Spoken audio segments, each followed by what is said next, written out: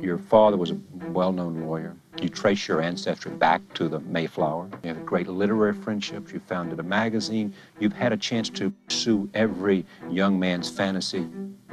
I want you to be candid and tell me about George Plimpton. For those of you who haven't heard of Plimpton, it's a little difficult to know where to begin an introduction. Plimpton's a writer. He is an editor of the Paris Review. And after that, he's a collector of experiences. Experiences like boxing Archie Moore, playing quarterback for the Detroit Lions, or percussion for the New York Philharmonic. The list could go on and on. It's obvious, of course, that no one could be that good. And Plimpton certainly isn't. This here's your warrant, mister.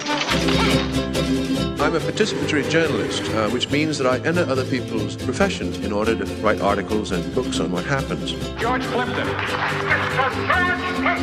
It's like a type of transformation. You become what you want to become.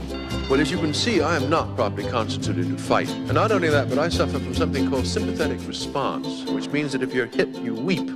I remember seeing a letter from Hemingway to a friend of mine saying, "This kid is the real thing." And I thought, well now, this is what I'm going to do in life. What do your literary friends think of all this dabbling in sports? Is that slumming as far as they're concerned, or do they think it's an exhilarating thing? I don't think there's any name you could name that he hadn't either befriended or published in the Paris Review. Anything that happened, anything was an excuse for parties. He lived for that. He loved every pair of adoring eyes. Jacqueline, you know, is the same age as my brother.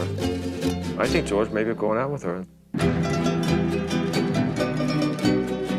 Tomorrow is going to be the decision as to which direction really the United States might go in, which direction George Plimpton will go in, all of these major questions. Bobby Kennedy once confessed that George Plimpton was the man he'd sooner be.